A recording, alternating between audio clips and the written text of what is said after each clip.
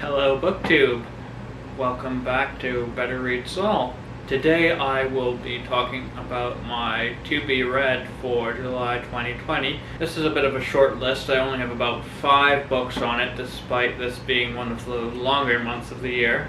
First we have Percy Jackson and the Lightning Thief. Now, I never read these books when I was younger, despite my love of mythology and history. A big reason really was they came out when I was in my mid-teenage years, and I just kind of wrote them off as being for younger readers. But with J.K. Rowling recently pulling down her sagging curtain and revealing who she really was, as well as the unfortunate Artemis Fowl adaptation, I hope the Animorphs fare better. I figured I would give this as a shot as a bit of a palate cleanser. I've heard good things about the books as well as Rick Riordan, both as a writer and as a person, so hopefully it works out. I won't talk about the book that much because I feel pretty much everyone else on BookTube has probably read them by now. Next up is The Calculating Stars by Mary Robinette Kowal. This is the first in her Lady Astronaut series. It takes place in an alternate 1950s where basically an asteroid is heading towards the Earth in a sort of extinction level event, and the story centers around Alma York and her journey to become the first lady astronaut and to help whatever the plan is to deal with this asteroid and prevent it from wiping out life.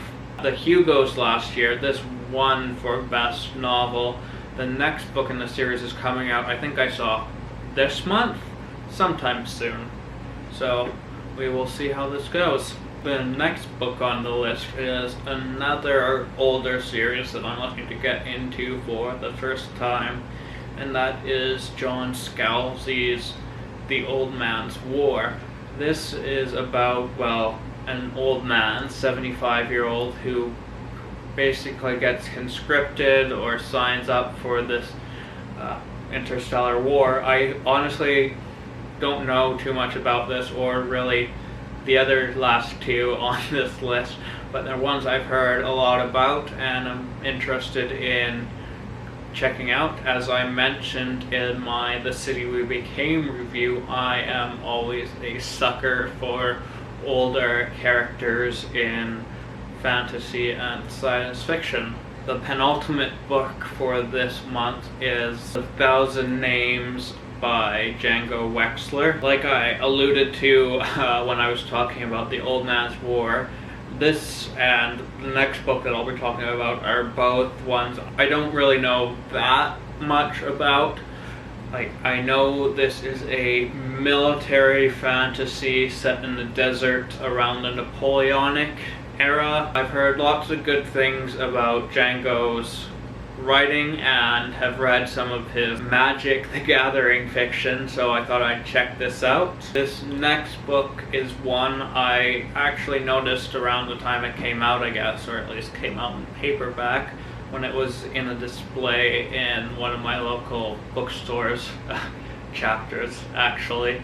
Or Indigo, as I guess they call it these days. Anyway, it caught my eye then, but as happens to all of us, it's one of those books that just kind of sits on our TBR, and I'm finally getting around to it. That is The Empire of Sand by Tasha Suri. I'm being a bit of a broken record here in this video, but again, this is one I haven't looked too deeply into. I don't always like to, quite frankly. But basically it's a Mughal India inspired fantasy. The main heroine is bastard, I believe, or at least there's some sort of circumstances behind her birth that leads her to be not quite as highly regarded as she perhaps should be, given her general status.